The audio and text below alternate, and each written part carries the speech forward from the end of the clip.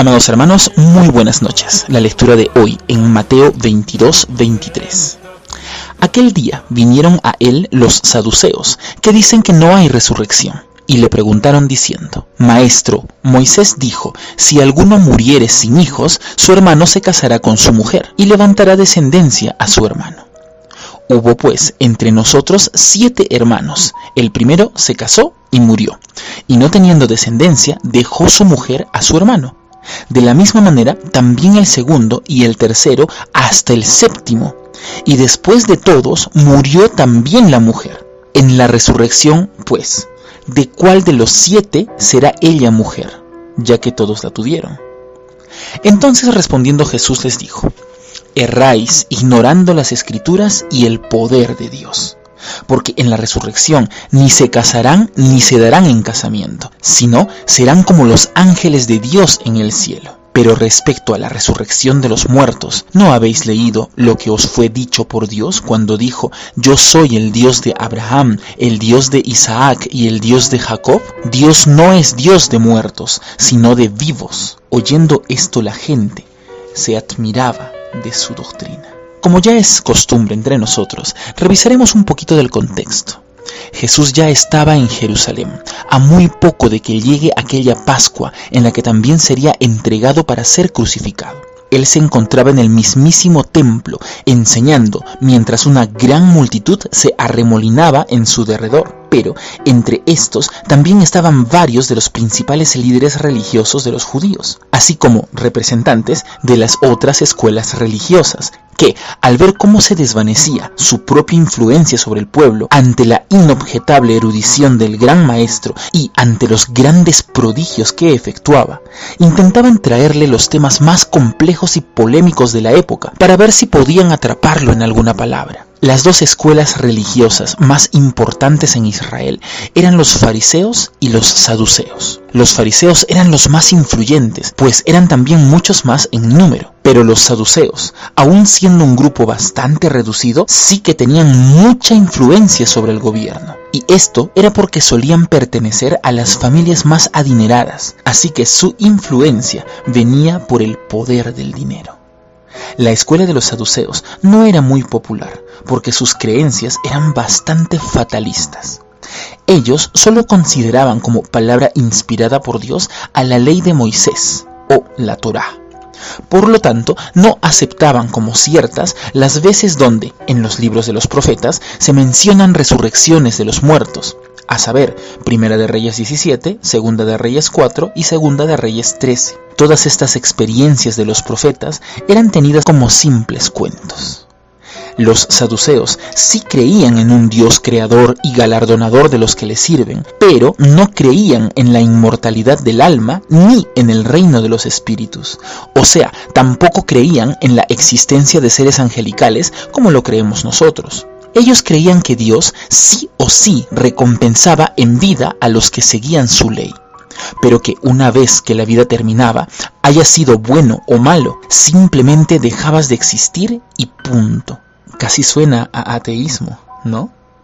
Claro que esta forma de doctrina era aceptable solo a aquellos que nacieron en cunas de oro, pues viviendo en su burbujita de riquezas, se dedicaban a disfrutar, cual hedonistas, de sus bienes, suponiendo que, si no los disfrutaban ahora, puede que no puedan hacerlo nunca más. Este enfoque ultra pragmático y pesimista de la vida también los hacía acomodarse a las situaciones de conquista extranjera mucho más fácilmente. Porque, ya que solo se vive una vez, si los romanos, por ejemplo, son demasiado fuertes para oponérseles, mejor dejarlos que se queden con Jerusalén, con tal de poder seguir disfrutando de sus riquezas en paz.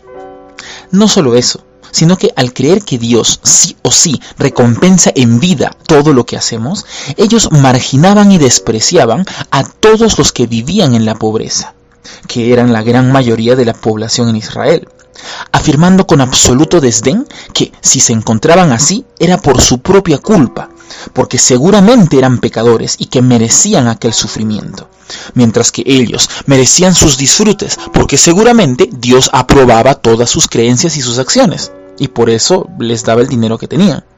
Sabiendo esto, es muy comprensible que la doctrina de los saduceos no tuviera ningún adepto entre la gente pobre del pueblo.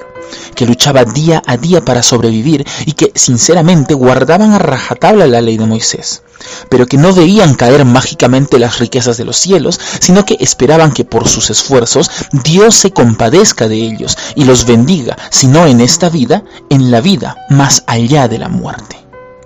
Es por esto que los sufridos israelitas de la clase baja, que, repito, representaban a la gran mayoría de todo Israel, preferían alinearse a la doctrina de los fariseos, que hablaban sobre la inmortalidad del alma, y sobre un Dios que era tremendamente estricto, pero que prometía una vida después de la muerte, en la que recompensaría todos los esfuerzos que en esta vida no había recompensado a sus siervos, y que también castigaría a aquellos malvados que en vida habían gozado de grandes riquezas y que no habían querido bendecir a otros con ellas.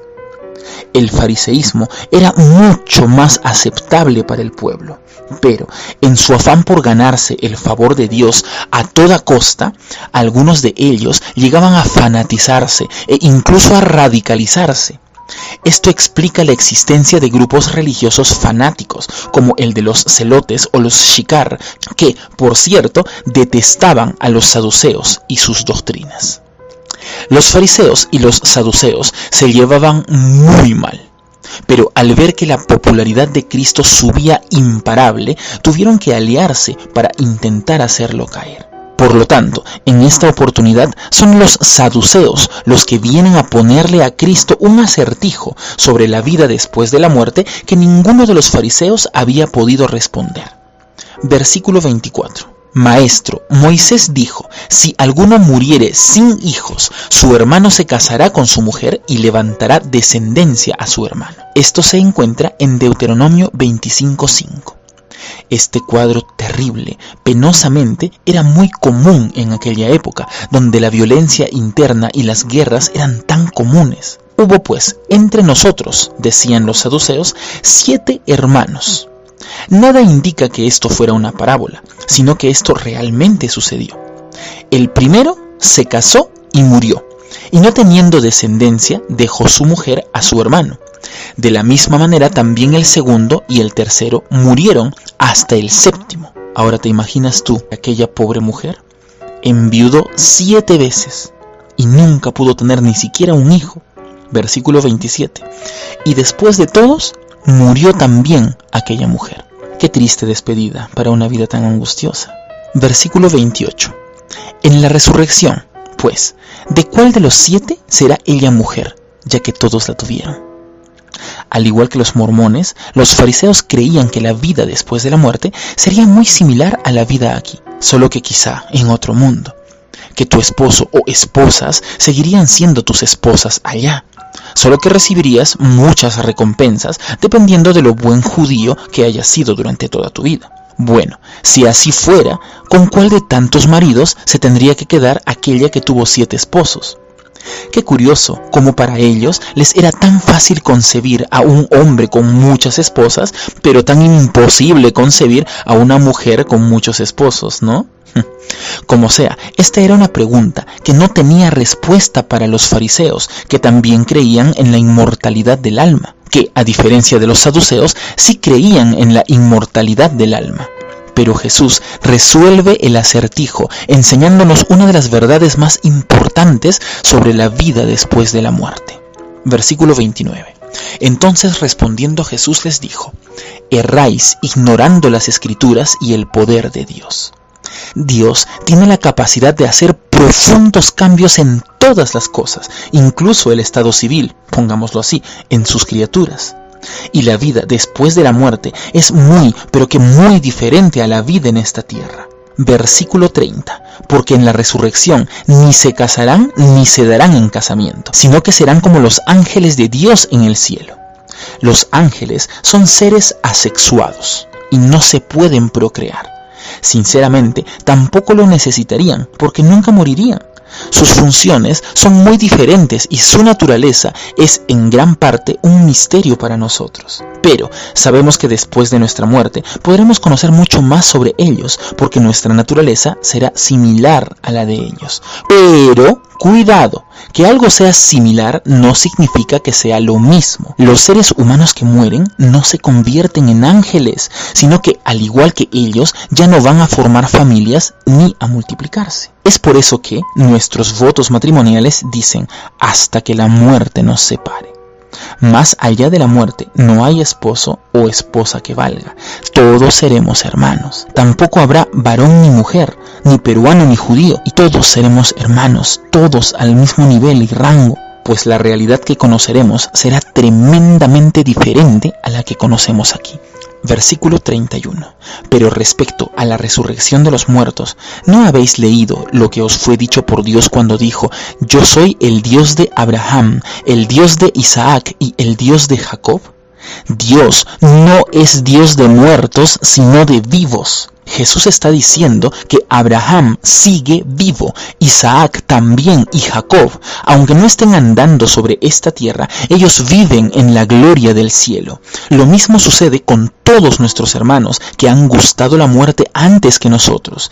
Ellos realmente no están muertos, muy al contrario, están más vivos de lo que nosotros jamás lo hemos estado, porque están gozando de la magnífica misericordia de Dios y de sus inescrutables riquezas en la indescriptible gloria del cielo. Nosotros no podemos ni siquiera imaginar lo que ellos están disfrutando en aquel anhelado hogar. Versículo 33. Oyendo esto, la gente se admiraba de su doctrina.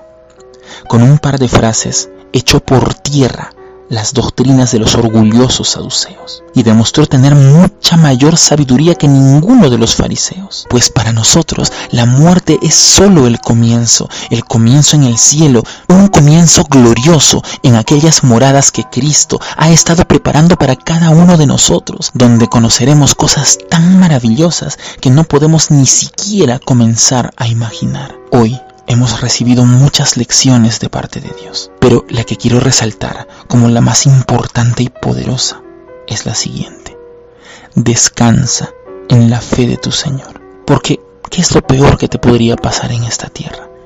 Morir. ¿Y qué con eso? Si para ti el vivir es Cristo y el morir es ganancia. Por lo tanto, esforcémonos porque muchos más puedan conocer esta paz que sobrepasa todo entendimiento y que llena nuestros corazones de esperanza y felicidad. Si gustas de los mensajes de la palabra de Dios, es hora que nos ayudes a compartirlos para poder llegar a más hogares. Y no te olvides que todos los días estamos haciendo devocionales, un tiempo especial para pasar con Dios. Suscríbete, comenta y comparte todos los días.